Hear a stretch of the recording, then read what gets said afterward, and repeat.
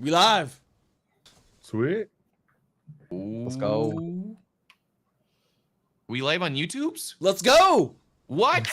Wait, hold on a second. We're in the metaverse now, so welcome to this metaverse. We're around it. We're in it. This is it. All these people, the things, all the stuff. It's our weekly show where we bring together the best content creators from around the Web3 community to talk about recent news and give you everything you guys need to stay up to date and eat lots of cake. See how that rhymes? Okay, so check it out, guys. The show's starting. We've got all these amazing people. We've got amazing guests. I rank them at the end of the show about just like how much Riz they have. You know what I'm saying? So like we got a lot of competition today, including Stash. He's doing his little mustache thingy here. You know what I'm saying? Mustache. Y'all got more Riz than me, man. Nua's got more Riz than the Stash. I don't know. That's the secret mission during this show. But let's go through our amazing. Nice try, Andy. It was a good try, Andy. It's just not quite long enough. Yeah, Yet, I'm like valid effort, bro. I'll give it to you. Oh, Mason and N0ACLs, you don't have any mustache action, okay? Okay, but that's okay. Yeah, well, I just shaved like literally before I got on here. I'm like, you just shaved it right now before the show. Yeah. Okay, I won't hold it left against it for you. a month. Hold on. I feel like we've heard that before. I feel like he said that like every time he comes. I just shaved, guys. Can you grow a mustache in like 2 days? No ACLs. Like how does? Like 3-4 days? Yeah, it comes in fairly quickly. You know. Well, this is the thing though. Our first guest is who's ranked number one right now. They're ranked number one right now. I pre-ranked them. Number one is Mason. Congratulations, Mason, for being pre-ranked number one. Yeah. Well, the thing about it, Mason, is that like. The reason I ranked you number one, you know, people do tier lists. I'm just doing like random lists, okay? Because Mason, not only are you a cat dad and you like have your whole like world is just full of cat stuff. Like you're the number one cat. You're the number one cat dad. You're a game dancer, a dancing game influencer, which I think is amazing. Like needs to be more of that. We need more dance influencers. I agree. More competitive dance. We need more. Great. We need more of that, please. And I will somehow do a video with you at some point where we'll like show off, you know, the Dance Revolution, whatever it is. I don't know. Something. I can't believe we don't have like a crypto D-pin like dance to earn device game that you already are selling and marketing to people. It's like, look, guys, it's like Dance Revolution. I brought it up to the community, and I got flamed so hard. Did you? That was the wrong community. All the rest of the people, the only people that matter are right here. And you got a bunch of DJs right here, man. I'll dance. You guys don't play dance games, right? So like, we need the Venn diagram of people who play dance games and people who are into crypto, and it's basically just me in the center by myself. It's just Mason right there. It's like, hey, but that's the thing. The key to being, successful in life is finding your niche. So there you go. Then when the smaller the niche, the better, they say, and your niche is one person. So therefore, there's no competition. When do I get to cash the check? So the other thing is that Mason also works with this amazing brand called Alchemy, where they are building a thing called the Lunatics and working with the whole shrapnel thing and everything, which is really dope. And for me personally, I like when games have like different elements and different games within their ecosystem, because if you're going to have me do stuff to attain things, whether it is an airdrop or stuff in the game, I want to play a game and have fun doing it. And I want to like talk trash to my friends. I don't want to just like click on random things. I want to do stuff. So welcome to the show, Mason. Thanks for making that. And also later on, we'll grill you for like alpha and how to be good at Lunatics. I know that you told me that you can't even beat it yourself, but I've beaten it. I've beaten it. Oh, you have? Yeah. Okay. No, I'd say I'm one of the better players, but there's a couple guys who are pretty hardcore grinders. We have a hidden ELO system in the background, and there's some people who are higher ranked than me. So it'll be fun when we make that public in the next few weeks. Maybe. Okay. We'll make people wait around, and at the end of the show, maybe we can give a few tips or something. Maybe a little bit of something. I can do tips, and I can do some alpha on maybe a couple of leaks on things that we have coming in the works. Oh, or do you want to do that now? Like, or we can make them wait. I mean. Oh no, we gotta make them wait. We're gonna make them wait. We're gonna make them wait. It's a good sprinkle toward the end of the show to keep people around. A little sprinkle toward the end show. Just don't let me forget, because I'll start eating cake and I'll get my diabetes going and I won't remember anything. Okay. Do you actually have diabetes? I don't think I do. Okay. He might I'll if say he this, if he the keeps cake on this habits even trajectory. sound I bad. probably Really do. awesome. I probably do, but I probably don't. So, You guys all know Either- cake is just a code word for human flesh, right? He's yeah, 100% That's cannibal. crazy. Cannibal? We were talking about how simple he's a brain. cannibal here before the show.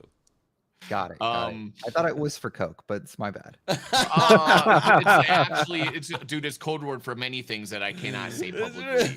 So it's true. It varies. there's a lot I don't even know. At, But at first, I thought this guy kids. had like plutonium. He was like trying to push it around the market. He just couldn't find the right guys in crypto to offload it or something. And I'm like, He's just looking for that one whale. We're gonna One spend cake the whole whale. show just Yes, I'm looking to chit-chatting. do We won't even ask questions. Let's go to number 2. Contestant number 2, your number 2 right now, Nokels, because you actually have a foot on your microphone, whereas Andy Slaps likes to play games with his feet. You actually have like a little foot right on your did microphone. that on I can purpose. see. I like that. And you're I knew Andy surrounded. was You're gonna actually do it. surrounded by POGs. Let's go. Welcome to Physically the as show, well, No too. ACLs. You're always on an adventure. You went around Europe with like the POGs, like Cannonball Run, and you're like the guy in Web3 that does like surprisingly shocking and fun content that like if someone coming across your page, they'd be like, who the hell is this dude? You know what I mean? They'd be like, where's this guy Happens all the been? time. Like why is this stuff not on my feed? And so you put a lot of really good charisma into the stuff that you're doing, Nokel. So welcome. He's a Canadian resident. He's a ninjutsu. How are you doing, No ACLs? I'm doing fantastic. It's a pleasure to be here. You know how it is. It's always a vibe around the metaverse. And yeah, man, I've been going hardcore with POGs. Europe was insane. We hit 8 countries. We had like 70 supercars, Lambos, Audis, McLarens. I'm kind of jealous. I want to jump in one of them in like Cannonball Runs, go from city to city. People are terrorized when you show up. They're like, who are these people? And then you just party in every city. Turning. Yeah, we were shocking some folks out there. They were like, oh my God, ooh la la. Everywhere we went, everyone was just like, what is happening? POG is back. This is insane. Yeah, so Web3 we had a blast, man. It was amazing. Who needs Burt Reynolds when you got Nokels? You know what I'm saying? It rhymes. You know what I'm saying? Like you guys both have a strong jawline. Don't diss Burt Reynolds there, man. The guy's got an epic It's mustache. You really can't. I'm trying to get him to grow a mustache. That's kind of what I was leading into. Like, man, you should have told me. You're on the Cannonball Run. You're doing all these like car races. When's the mustache gonna come? I would have left the scruff, man. You should have told me. I was like, you know what? I'm coming on the stream. I should clean it up. Stash is the OG stash. I don't want to like. All right, this is the next time. You need to grow a full stash, a full-on Burt Reynolds stash, and then that's when you can come back on the show. We'll do it November. I'll do it in November. Gotta grow it out. Perfect. You got time. That's a good plan. All right, No ACLs number 3. And number 3, I put you in the 3rd position so you can like, just drift.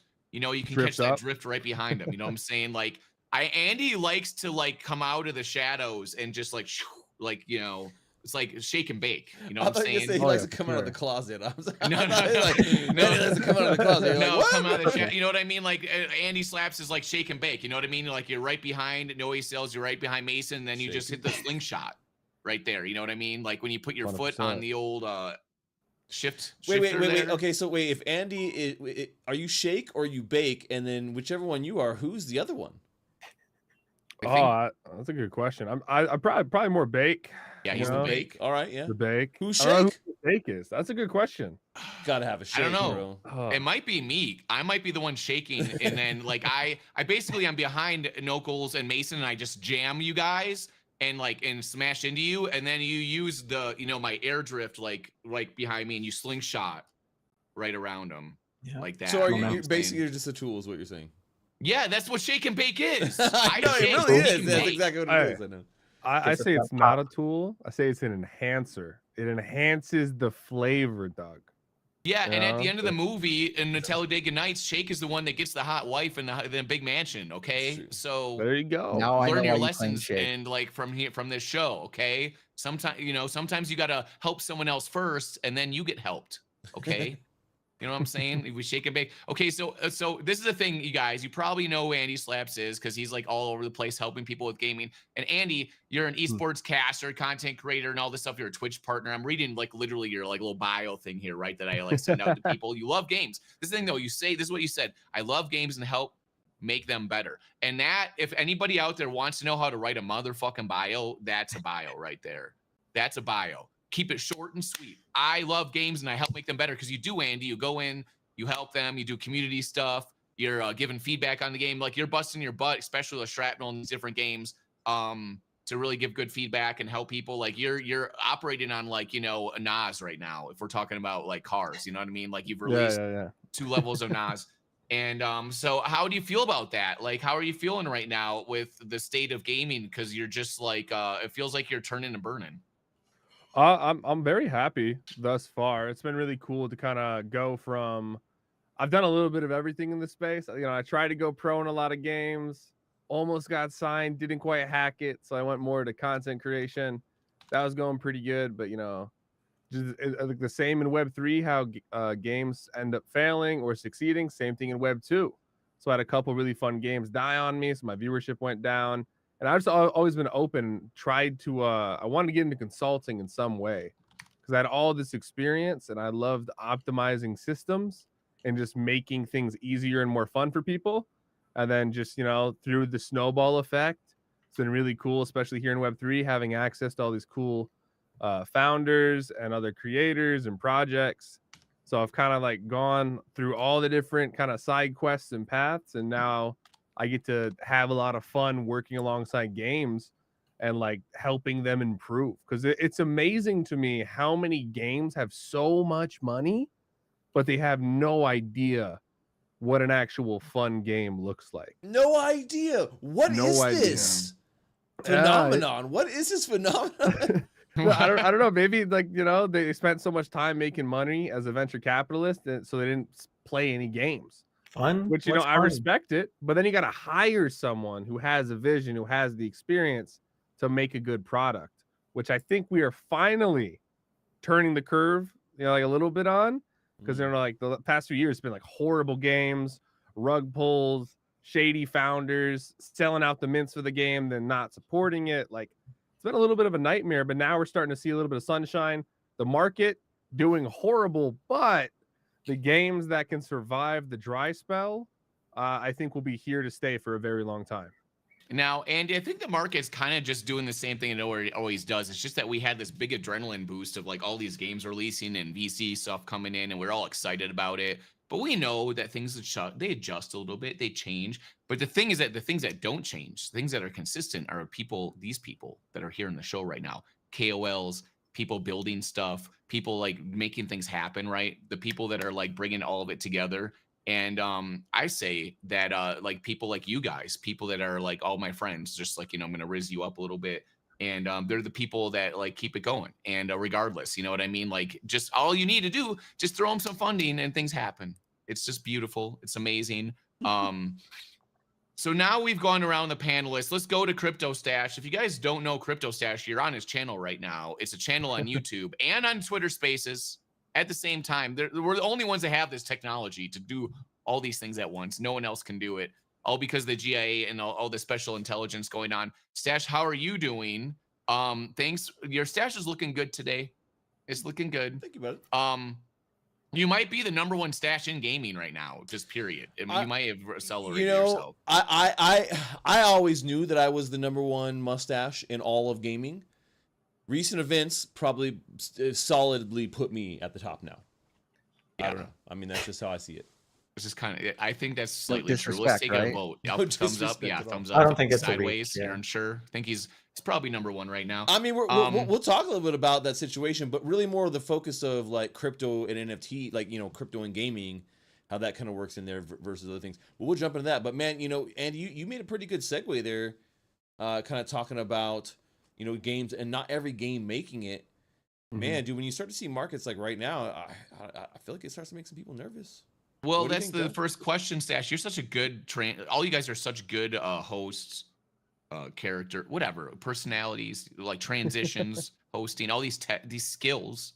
Because we have questions we're gonna ask, and yeah, great transition, all of you guys, into the question. I'm gonna say it. Will declining crypto markets and declining interest kill most crypto games in 2024?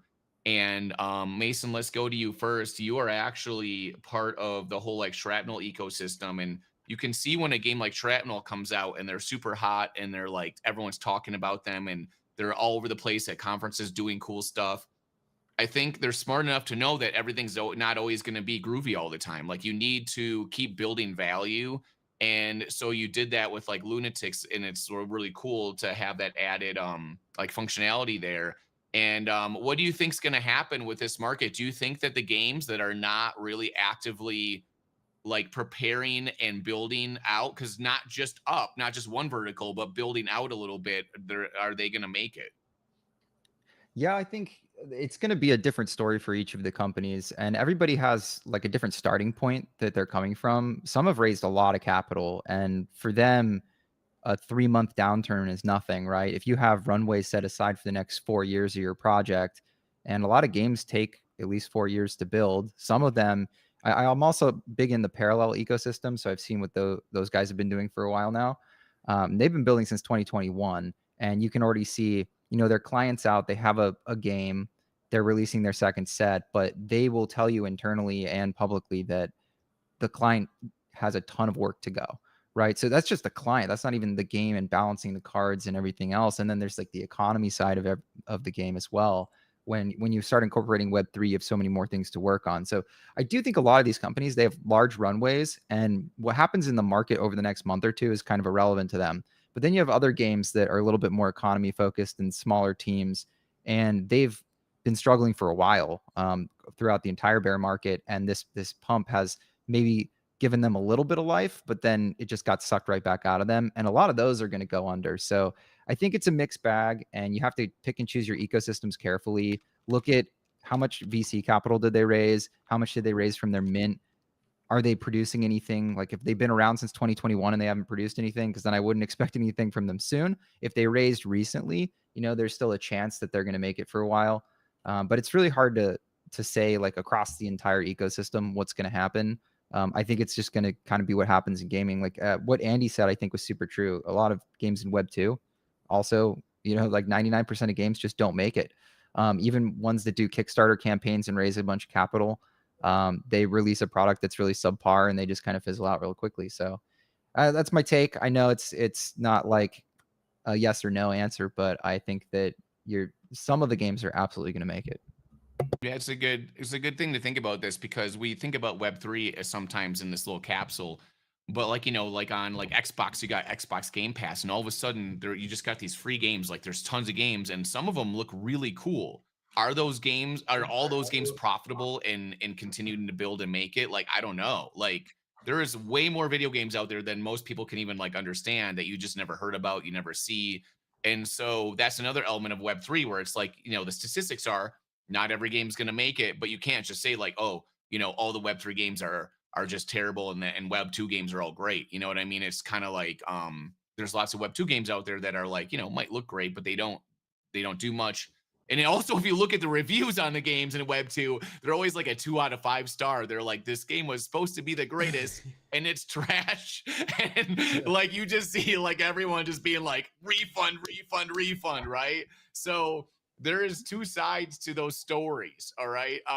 Let's go to I NO-ACLs. wanted to throw in just like one other point here, because I just found this super interesting. I was talking with Tony from the Shrapnel team about this at GDC pretty extensively. And apparently there's this massive growing trend with Steam games where they'll do these like sales with the games that'll get them 20% or like 80% off, right? So you're getting this massive discount on games, and people are buying the games just to collect them. And it's interesting because it's not like crypto where you're buying things to collect them because you want to maybe sell them for more value in the future. These are items you're never going to be able to trade again. But what they're looking to do is there are these collector profiles where they want to buy games because they want to add to the unplayable hours that they have for these games, right? So games have a certain runtime. Maybe it's like a 50-hour storyline campaign. And if you haven't played it, then you have unplayed hours on that game. And the more games you collect, the more unplayed hours you have in your catalog. So you're buying things without the intention of playing them just because you're a collector. And I find that it's a really interesting analogy between this very Web 2 space that's become highly attuned to selling to this group of people that are collectors that have no intention of playing games. And there are even game companies that are like building games that have long play hours because people think that they're going to just collect them and never even play the games. And the Steam sales are great at marketing these things and just keeping the machine rolling. My play hours in Banana Click is so high. That's what I was going to say. I mean, well, you look at kind of you look at the two things we were just talking about, and You know, most games don't make it, and are they profitable? Most games probably are also not profitable, right? So we look at crypto games and we judge them very harshly of like, you don't have enough users, you don't make enough profit. But like when you look at most games, crypto games in general are probably doing better at all of the things than if you really look at and compare games that just use crypto versus every other game. Like if you put I mean, we're talking about indie games, every game on Steam, you know what I'm saying? Like I would definitely say that, you know, we get a bit of a bad rap on like, oh, the games are horrible, they're trash, like nobody wants to play them, there's no players. Like, man, you know, we're going to talk a little bit about Rogue Company a little bit later today in our next topic, but you know, that game right there, like right now, it peaked at like, I don't know, 300,000 or something. Now 200 people playing that game. Bro, you know what I'm saying? Like, and so when you look at these games, man, it's not easy to keep people's attention over a span of time. So you look at something like this banana game, and it's like, well, you know, was it profitable? I don't think it took a lot of dev resources to make that thing. It comes down to the idea and being able to capitalize on it, and you know they're getting a cut of all those bananas that are being sold. Beautiful banana I have right here. I'm at 109 clicks. He's freaking clicking. He's working. Doug, you stay. I haven't gotten a banana skin yet. Farming bananas. Where's my banana skin? That's what we're trying to get banana skins as we're talking about it. Dev made a lot of money off that, because also when you see these things that are listed, final point before we go to NoACL is some of these bananas we don't know where they're coming from. So it's possible the dev just has like 1,000 of each banana, doesn't play the game, and then just lists it on other accounts or trades it to someone else. So they essentially made a game for virtually free. Probably could have made that game in 10 hours, couple monsters if you're intelligent. Crank it out, make a couple viral TikToks, and now they just farm money off of the banana sales, because they do get that royalty, like Stash was saying, but also like some of those rare bananas that are selling for $100, they got low volume, but as soon as it sells for 100, that's like pure profit, especially if the dev is like slowly releasing those bananas that no one else has. It just appears like other people are getting them, when in reality the dev's the one that's doing all the selling. Yeah, you're right. We have no idea. We have no idea. And kind of looking at like bringing this all back to the topic before, and I'm on here from NoACLs as well, but like, a declining market, what does that basically mean? It means declining interest, right? So interest in games and crypto kind of waxes and wanes with the markets. It's not the same way in like regular gaming. But Mason made a great point, kind of in a weird kind of way, where like Steam sales kind of make that go up and down, right? Like, so interest in games will wax and wane depending on like a Steam sale, and that can make that happen. Now in our industry, it's based upon, kind of crypto charts, but an interesting kind of correlation, I think, between those two, and the mentality of people who are like collectors and people who would just want to, flip. There's another interesting comparison of markets, because Twitch is kind of going through one of these right now, which is it's a bit of a Twitch bear market, right? The numbers are down across the board. You can look at popular streamers sub counts and popular streamers concurrent viewership, and across the board, people are getting a lot less viewers. And so that's declining interest. And that has effects that go beyond just, the Twitch streamers themselves. It goes into the games. Like the games don't want to host tournaments if they're not getting good viewership, because they can't get sponsors. Yeah. And then the sponsors aren't super interested in sponsoring streamers if they're not getting high viewers either. And so the whole industry starts to fall apart, and then games lose a lot of interest, because sometimes players, like there's a huge player base in Hearthstone that was super interested in the competitive scene. And when the competitive scene died down, a lot of those players disappeared. And then a lot of the fans of those players also disappeared, and they moved on to other games that had vibrant competitive scenes. So the waxing and waning does happen in the traditional markets, but you're very right that it's not as tied to, the traditional market cycles that we see with, like the presidential elections and stuff like that. Yeah. Bitcoin having an effect on Axie Infinity a year and a half down the road, right? Because Bitcoin goes up, all that liquidity flows into altcoins, Axie Infinity gets a boom. Now you have a ton of new players flooding in from the Philippines to take advantage of that. That doesn't really happen in traditional gaming, but it does happen here. So it's an interesting dichotomy. Well, I mean, yeah, and like, the different markets too, when you look at this, like, well, interest declining, that is going to kill some games. Right, even some big games, where we saw like, okay, did they time it just right? Some games hit that timing perfectly, like right at the beginning of this year where they got tokens out. They did like airdrop campaigns, man, and everyone was all up on it. There was good trading volume, but now you see some of the ones that have launched here over the last couple of weeks, and it's been a little bit difficult to get people to come in and play these airdrop campaigns. They're like giving away thousands of dollars, and it's almost like you can't get enough people to come in. That plus the kind of bot problem too. But I do feel like, when you see the markets down like this, a lot of people just kind of give up, and they're just like, it's not even worth farming. It's not worth the airdrop. It's not worth being around and playing these games right now. There's also a little bit of a negative feedback loop that people get. Like, even if you could go make $500, if your portfolio is down by 10,000, like, you just don't want to look at it. And being reminded of that, it's like, oh, I'm gonna go play a game to earn $500 and remind myself of how bad I'm down today. Yeah. People are just like, they check out, and they just want to come back when they hear some positive news story around Bitcoin.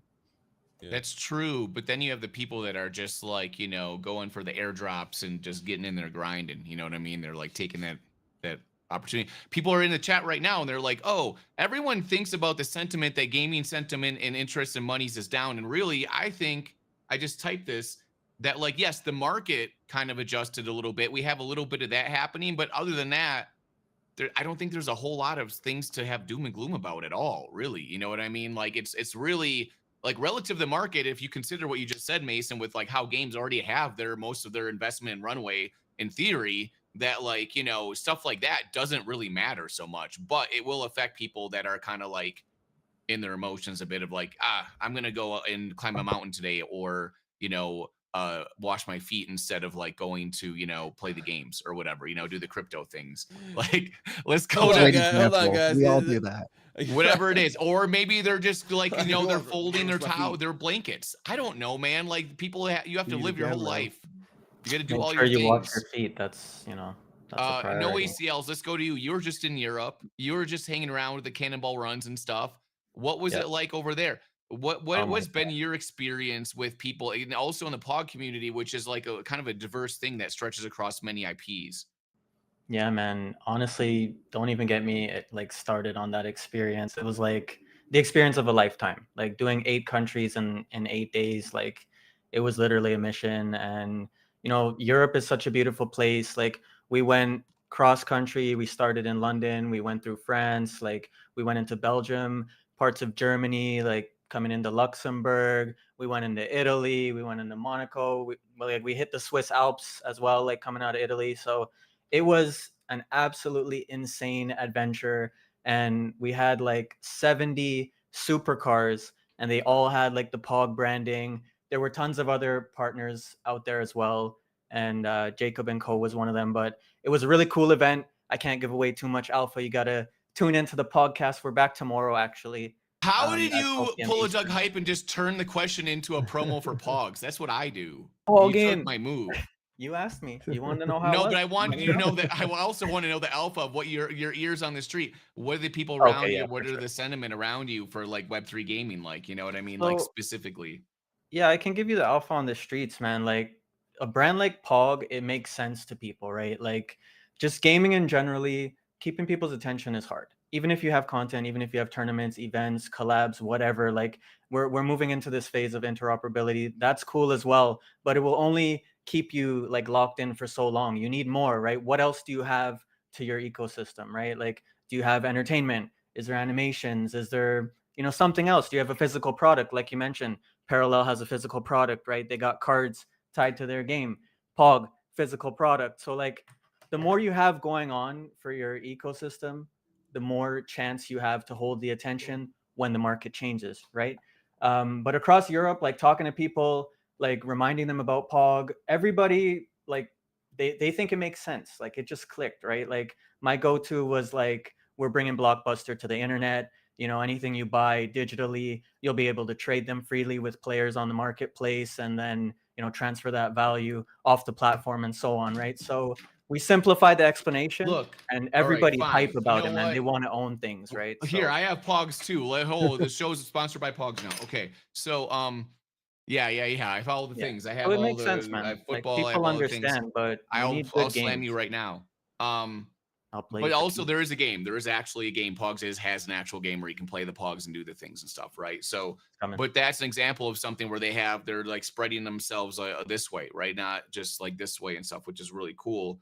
And you know, really building an IP there. Okay. Well, so I looked at the chat and hold on, Doug. I want to jump in real quick and just say one more thing on that. But maybe if there's somebody that is in the Twitter Spaces that wants to come up and say a little something on this. That's exactly what I was just gonna say. That's right. Oh, you're gonna say? I was like, all right. Well, if somebody wants to jump up and say something on this topic, go ahead and request there. Dub does. Dub wants to. The Dub Meister. It's a dub. But like, are we gonna be able to hear them? I think yeah. You can hear them. Yeah. So I think that one of the main things too is that, you know, we see so much money in this space, and it's amazing how little a project can do with so much, right? Like I've seen, you know, like you see some of these like amazing indie developers who have shoestring budgets, man, and they're pumping out better, higher quality stuff than people in this industry or games industry that have gotten $1 million+ in funding to make a game.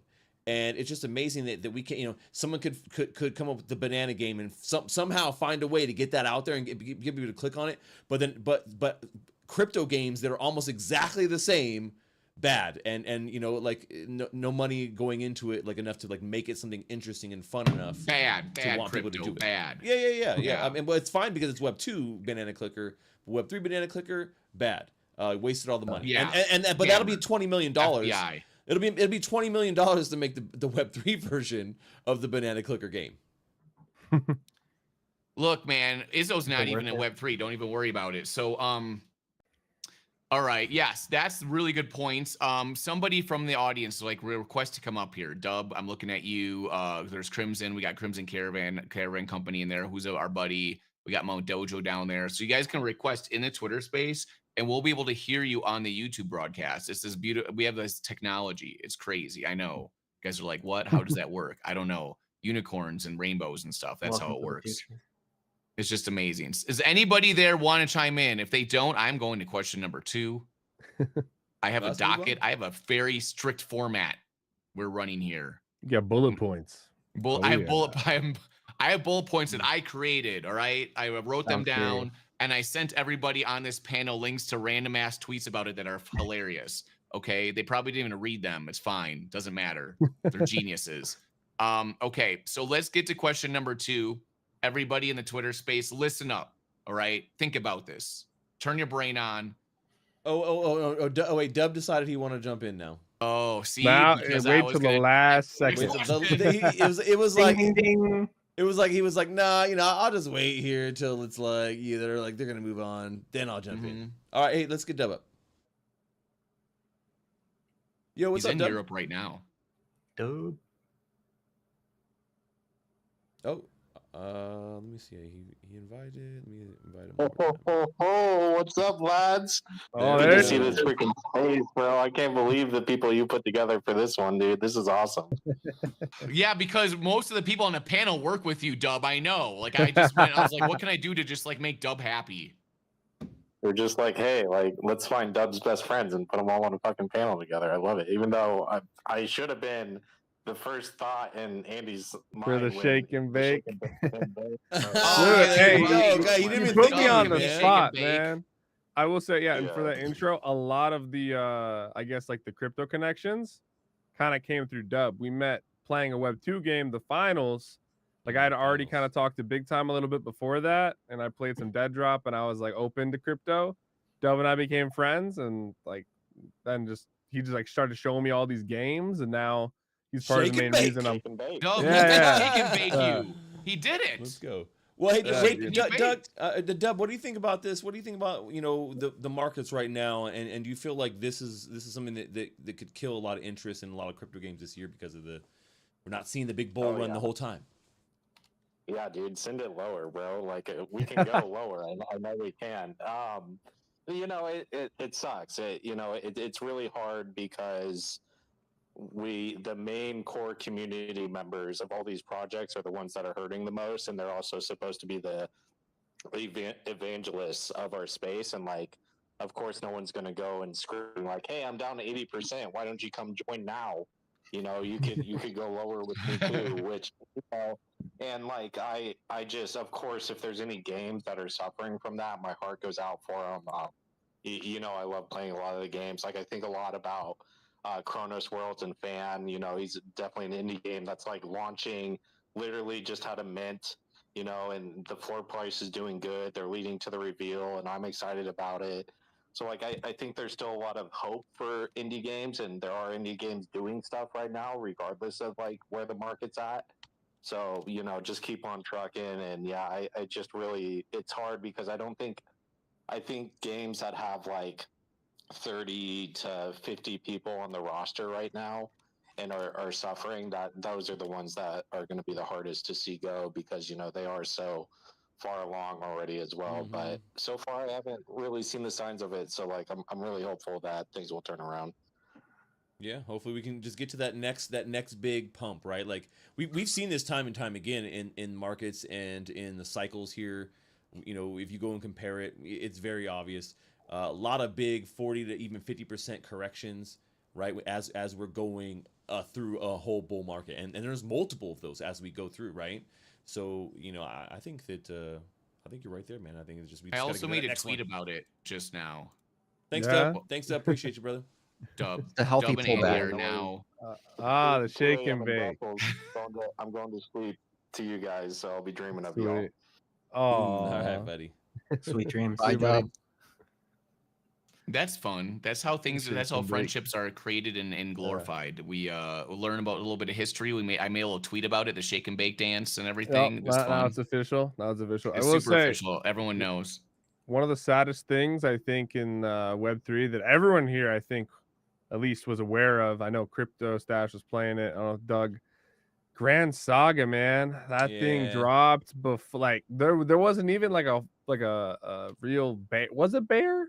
Was it technically a bear market? Kind of. No, leading up. Well, I mean, I thought it was fine. Well, and then out of nowhere, they didn't make that. That's what I'm saying. Like that's one of those things where it's like we got runway. Oh my gosh, things are okay. No, oh no, things are not looking so good. We gotta get out. We gotta cut our losses. And they did it just like a few months before we saw a lot of good interest come back, right? Maybe like 6 or 8 months. So like they just couldn't hold on. And there's a lot of projects like that were like they just haven't been able to hold on.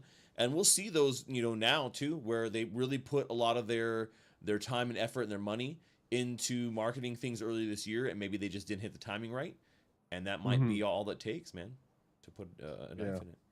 That is a thing that's tough in investment with games and stuff, where like the games have to seem like they're doing well and everything's great so they can even get more investment if they need it, right? But the next thing you know, they're like, hey, by the way, 2 weeks ago, the game's just rugged. And you're like, what? Because of whatever situation happens. And so there's a lot of that like disingenuous excitement about things because, especially we've known that for years in crypto. And I feel like that's maybe part of the thing that Web2 people get like freaked out about because they're so confused about life, and then you're doing that to them, and they're like, "I'm just gonna go click the banana, get some skins," because they're overwhelmed a little bit. Which brings up to our next topic, okay? Which is the topic is this: there's a person called Dr. Disrespect, and he was banned. His NFT was like skin was banned, and Lethal Company. Does crypto fix this? And now they said that they would refund them, but you can only get like money in the game. Obviously, you can't. It's not like they're not giving them like actual dollar bills back to them. So like, it's not really a refund if you have to like spend it back in the game, sort of. You know what I mean? It's it really isn't. They're like, hey, it's store buy credit. a picture It's store I just credit, drew today. Store credit. And the worst part about the store credit is like Rogue Company, right? When they had the Dr. Disrespect collab, the game was still popping, or at least it was like, not nearly as dead as it is now. Yeah. So now it's like, oh, so I can't play as the Doc anymore, and I don't get my money back, and now I'm forced to spend that money on a game that's now dead. Like if it was during the peak of the game, I feel like there'd be less pullback, but probably because a lot of these players don't really play it, or like the ones that are left remaining do play it, it just kind of hurts. And then also, although the controversy with the doc is not good by any means, in a weird way, that could have been like a collector's item almost for Rogue Company. Like if that was a Web3 game, you still probably wouldn't be able to sell it. But at the same time, dude, if like the doc had like an NFT collection with limited supply and then got canceled, they'd still be probably more valuable after the canceling. Same thing with like how musicians and artists, when they pass on, their art goes up in value. Not the best analogy because he got canceled, but you know what I'm saying? Like, He's there still would Like be a lot better of hype for analogy it, is you like the know? racist meme coins on Solana. It's Yeah, like a that very was like a whole dystopian meta part for of a while. crypto. It does well, but you don't really want it to. Yeah. Yeah. I did have somebody in my Discord change their profile pic, somebody I don't even know, to like a Nazi symbol. I'm like, is this ironic? Is it a real? I mean, you don't even know the difference between like what is happening or not, because everyone just wants like some kind of attention, right? But there's even super fans that probably will still collect his stuff. No, and that's a good point. I mean, a lot of people say like, oh, well, you know, NFTs and crypto doesn't fix this, guys, so it's stupid. Don't say that. It doesn't matter.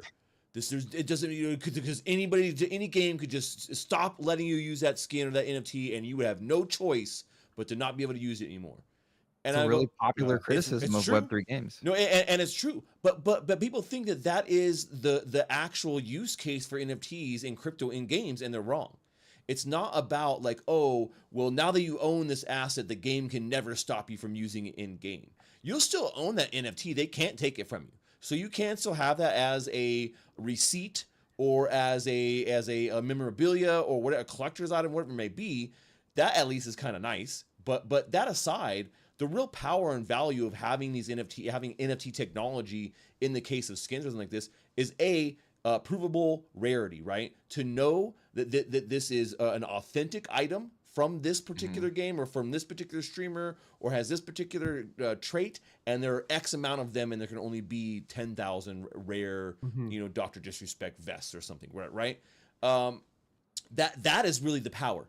That's the power. It's not about like, oh man, well, they can't ban you if you have NFTs and crypto in your game, or you know, if it was an NFT, then you would still be able to use it in the game. That's not the case. Now, other people that say, okay, well, so when you look at it from that perspective, I think it makes total sense that why NFTs in crypto would be a use case in at least for something like this. Do I still get something out of it? Like, yeah, man, give me the bucks back, but then at least if it was an NFT, yeah, it could be my collectible, and there's a chance, we'll say this, right? There's a chance that some other project could pick that up, the NFT up, and make it interoperable in their game and say, hey, you know what? If you owned this NFT, we feel bad for all of our friends who are playing, Lethal Company.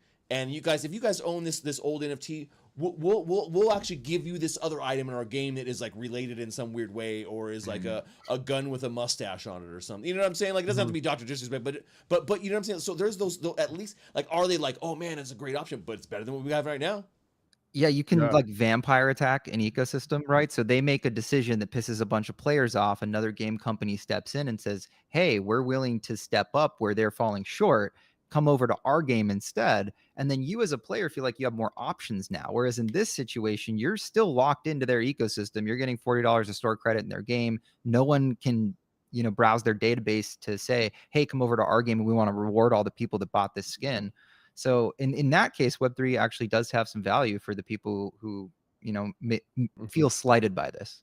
I could see that actually happening too. Like, imagine if a game, God forbid, knock on wood, one of our favorite Web3 games dies.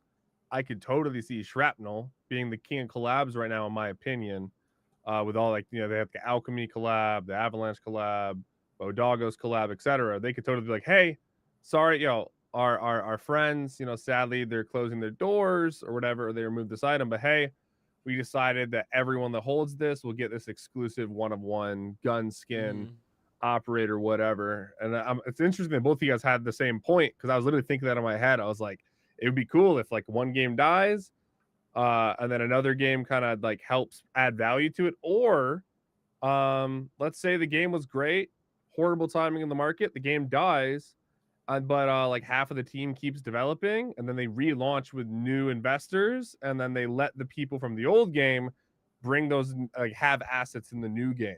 So at least there's like some form of value. I don't think that NFT ownership solves all the problems when it comes to like owning part of the game. There's still a lot of like issues where it's like, well, if the game's dead, you can't sell the item. Of course. Or like if you get banned, can't sell it. Your wallet gets blacklisted, can't sell it, just like how Steam gets trade bans.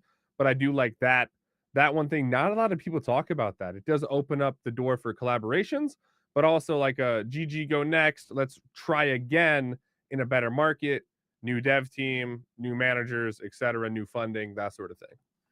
I don't think NFTs by default fix a lot of these problems, but I think there's a lot of ways to incorporate NFTs. If the company has good intentions in how they're implementing it, I think that they can give a lot of those tools to the players. So like one really interesting thing, I've kind of fallen off the game a bit, but there's a game called Splinterlands. It's like a trading card game, Web3 focused. And one of the coolest things I think they've done is they've made it so that players can run their own nodes. So if the game decided to shut their doors completely and all the servers went offline, players could spin up their own nodes and keep playing with their cards. And I think that's just like such a cool thing, but it takes specific design around that feature, because if Blizzard was to try and do this, right, and they shut their doors down and they didn't give you the ability to run the nodes, then a lot of those criticisms come back to light, which is like, yeah, you still own all your cards, but you can't play with them because there's no servers to play on. And I have to have that argument a lot. And so I want to just voice it here because it feels cathartic to get it out. Like, it's the intention that matters, and the fact that there's a technology that exists that can be utilized for it that's important. Right, yeah. I mean, that's the thing, is that people want to look at this and say, well, no, NFTs don't fix this. They don't work because it's a black and white issue for me, and either they do everything 100% at the way better or nothing, right? And that's kind of how it's kind of seen. Like, well, okay, but what if NFTs and blockchain technology just improve the user experience by 25%? Is that not enough to make them worthy of being inside of a game or being utilized? I think it is, right? So even if it's just 20, 25%, even 10%, man, improvement on user experience, or things like, verifiability in a marketplace, like just knowing that I can jump into the Fortnite skins marketplace. I don't have to buy from some shady dude trying to sell his account where we could possibly both get banned. I know for sure that is a legit skin, because I can verify it, and there's the number, right? It's number 65 out of 10,000. And those are the things that you can go and look up. That's huge, man. Just that part right there is huge. People I mean, it's crazy. It's really underrated too, because like you look at the Pokemon problem, like they had a whole assembly line production where the rares were getting picked off the assembly line. And like, how are you supposed to catch that? I mean, it took them forever, and so many packs were getting pulled that people started reporting, I'm not getting any rare pulls. Like, we can't all have this bad of luck. And it turns out you can't. The system is getting gamed. And with blockchain, you can see that it's all on chain. The data is publicly available. And so just like you're saying, being able to know I got this mint, it's this rare, it's an official one from the collection, and no one skimmed it off the line in production, like that is really important and valuable. And then you could take even a step further, right? If you really want to talk about hardcore gamers and great in a Pokemon situation, I'll bring it back around here, and then I want to hear what N0ACL says. But now you have that card. It's verifiably rare. Okay, this is number 60 out of 10,000, right? Then this card was actually used by the top Pokemon player in last year's tournament, and it got a meta tag on that NFT because it was used for that tournament. And now you can verify this specific exact card was used in that tournament. And how cool is that he was the winner and I have his Charizard? Like, that's another thing. Like, this was used by the top guy, man. Just like any other memorabilia, you say, oh man, here's a jersey. Oh, well, here's the jersey, and it was actually worn by the player, who's like that increases the value by a significant amount of money, right? So I think you have that ability in digital as well, which is really cool for a lot of genres of games, not just TCGs too. Rarity and verification is super huge, and like I work with some YouTubers that cover sports, and some of them are starting to now cover a new company. I can't remember the name, but they do sports cards where like it's attached to a blockchain thing on Polygon. And not only that, you can buy them and they'll store the cards for you on their site in like weather controlled special things. And you don't have to do much of anything but click buttons. And if you want them to ship it to you, they'll ship it to you. And so, and they're like, people really love this, and they think, they're like, wow, blockchain's cool. And that shows that like, the verification of rarity is really what I think counts to people. And then if you can find a way to use that, and even today in Simplified, I was commenting on the Space Little comments that's like, gaming is about setting up a situation where you have hype, something interesting, a game, whatever it is that people want, and then releasing stuff that have rarity. It could even be free. It doesn't matter. Just make it so people want stuff. And then have scarcity, right? If you don't have those elements, it's going to die. If you don't have the interest and the hype and the fun, and you don't have any kind of scarcity, people are going to like lose interest, and just do that and then give them cake and it's fine. I mean, I think a lot of people don't care about scarcity, but I don't know. What do you think, NoACLs? Well, they might not care at first, but once you give them the free stuff and they love the game and there's interest, and then they find out there's only so much and other people want it, then the scarcity, whether you care or not, brings up the value, right? So like you're benefiting from it whether you care or not. It's just built into the system. Yeah, I think scarcity matters the most, like when it comes to collectors, to be honest, because those are the people that value that the most and will have like, a sentiment and a connection to whatever it is they're pursuing, right? Yeah, for sure. But overall, man, like you all make so many good points. Like you really just like covered the scope of this topic, but I just think that there's so much more that can be done, and it's just a matter of time. And like we have the tools, so like we just got to keep like pushing forward, man. That's all it is, plain and simple. And like the more games out there, and just like not only games, but like projects that are creating products and building a brand, building an ecosystem, the more that they can attach to whatever it is that their IP is or their platform and so on, like the more they have a chance of succeeding and surviving as we move forward and as things evolve. So, like POG is the best example for me, man. They're my favorite right now. Obviously, like you're they have the legally upper hand bound to because say of the POG history. in every sentence. Is that what it is? Yes. Oh, I went like 40 sentences, bro. Come on, man. I was waiting. I'm like, now I you can believe you guys about Alchemy. All right, quick, how can I You shield? guys want to talk about Alchemy? Can we talk about one of my favorite things that you guys mentioned is the fact that like the blockchain doesn't fix everything, but it allows you to still like hold that ownership of the asset, right? And then like, for example, POG comes along. I don't know, Dr. Disrespect got canceled. Put it on a POG. Now it's in the arcade. Like, Now we'll airdrop everyone that has that Dr. Disrespect NFT and you got canceled. Now you get the Dr. Disrespect POG, right? That's really cool. I like that. And having the opportunity to integrate into other games and still survive, or even just trade that asset to someone else who wants it and doesn't care that they can't play with it, and you can get something else. So, there's opportunity, there's more that you can do, and that's a win at the end of the day, in my opinion. Mm-hmm. Yeah. Good win, NoACLs. Sorry for interrupting your shill. I got yelled at by Icy for interrupting you. Sorry for shilling so much. Show. Let's now go. Hey, hold on. I'm gonna move it over to Mason now because like we are supposed to give some alpha from play Alchemy. You know what I'm saying? Like I'm gonna say play Alchemy 10 more times. Play Alchemy, play Alchemy, play Alchemy, play Alchemy, play Alchemy. So now you're tied with. Does like Ali pop up when you say it 3 times and was like, yeah. That would be a great feature. I just said it like 10 times in a row, like Beetlejuice, right? So now my contractual obligation of all the money that you paid me is fulfilled. Thank you so much. You're not supposed to tell them about that, so that actually negates the entire agreement. No, I'm just showing how much money you have. That you guys are so filthy rich, you can't lose. You know what I'm saying? Like this is what we're doing on this show. You know what I mean? Like this is how you like win in the world. Nice. But like yeah, okay. So the alpha that I can give out is that we are very close to releasing the storyline campaign, and when we release it, we're going to be doing a bit of a airdrop campaign. The size of that is yet to be determined, but there will be some medium to large size prizes in Trap Token, maybe some NFTs, maybe something else. And you'll be able to get that in various tiers. So you don't even have to be good at the game. You just have to be like good enough to sort of log in and click some buttons. The easy mode of the storyline campaign is very easy, but if you want to get the larger size airdrops, you kind of have to move through the game and play the harder modes. It's hard to give alpha on how to get good at the game in a couple of sentences, but I'd say the biggest things are to just watch the fights, pay attention to what comps are doing well for you. And look at what other people are playing with. So if you lose to something, you can actually inspect their team and you can look at their upgrades.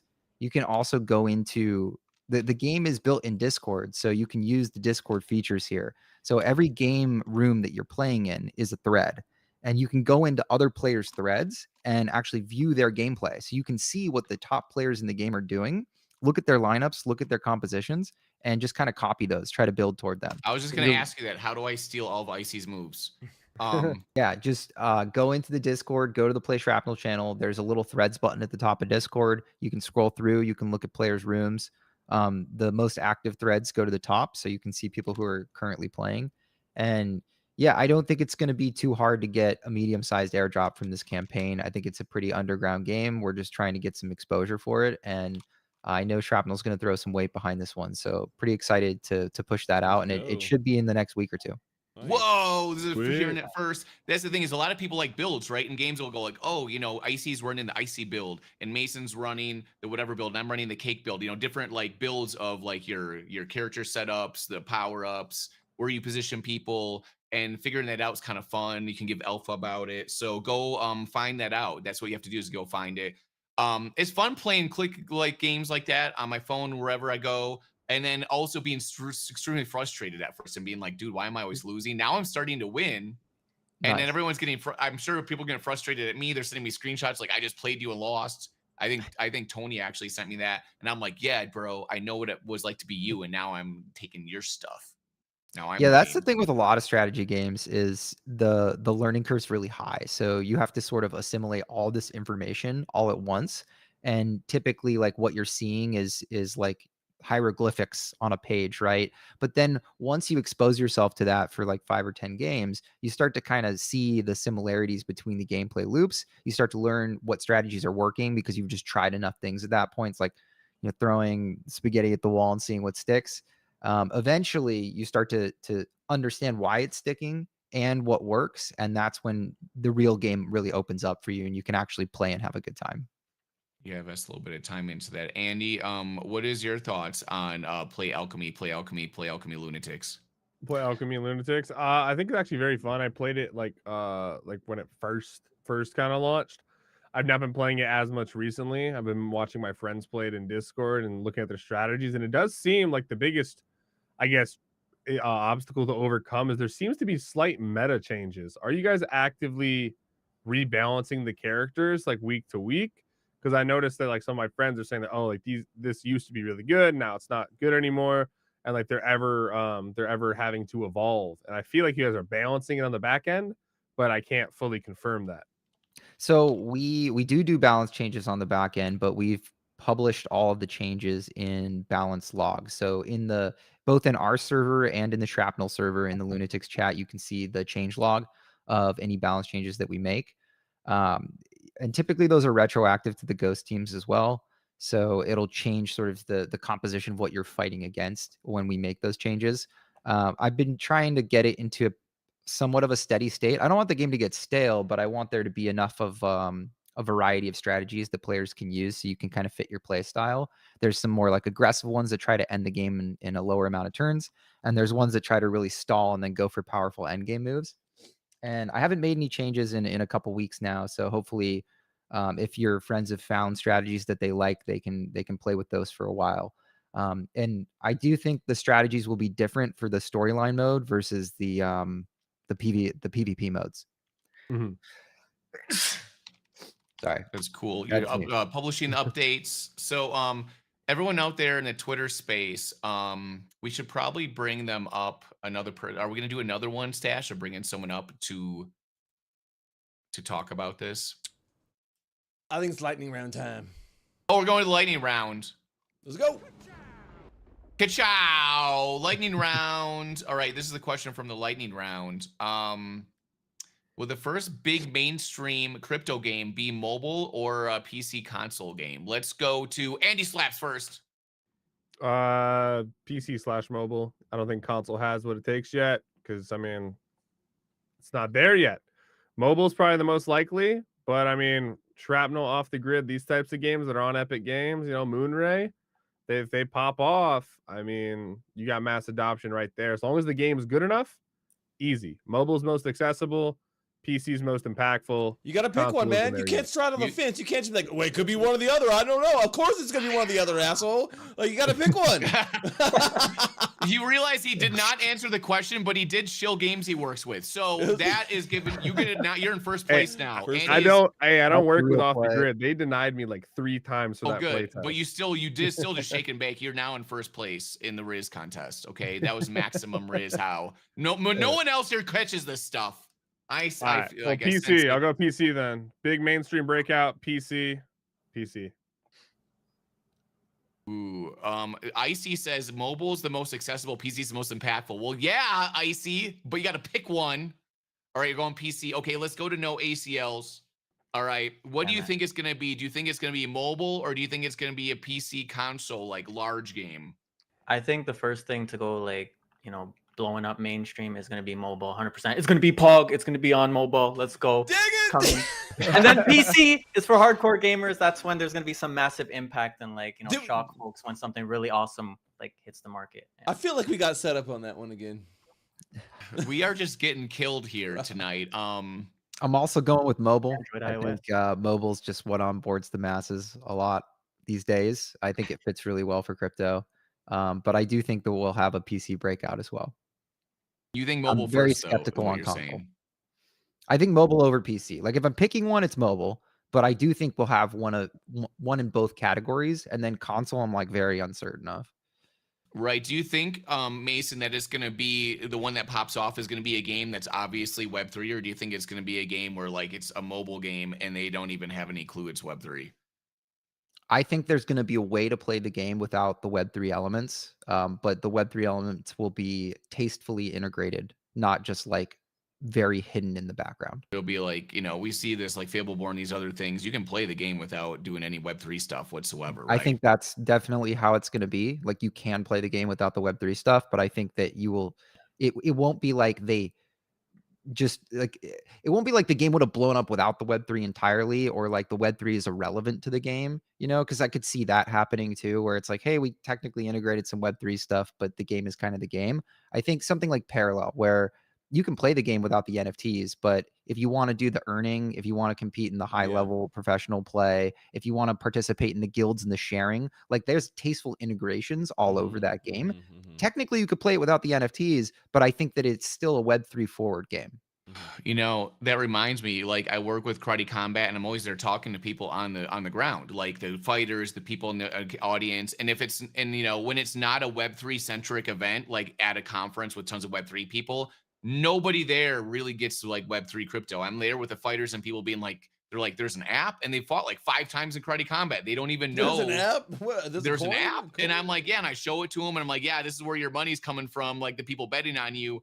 But they're just like so not in that world. And so when you have something that's like totally different and just like not Web3 centric, like MMA, but all those people now can be on board. And I literally am on the phone with people that are like names in the MMA like world that are like, Doug, can you help me understand crypto? I want to know. And I'm like, well, it's not like I can just tell you like, here's how it works in like 5 minutes. You kind of have to also spend time learning it too. So there is that gap of like wanting to kind of understand it on your own. And maybe if you just start seeing tons of people making money, it'll work. But I think there's going to be a lot of work that we all have to put into to like help onboard these people, like holding their hand and teaching them. 100%. Look, let me tell you right now, Doug's wrong.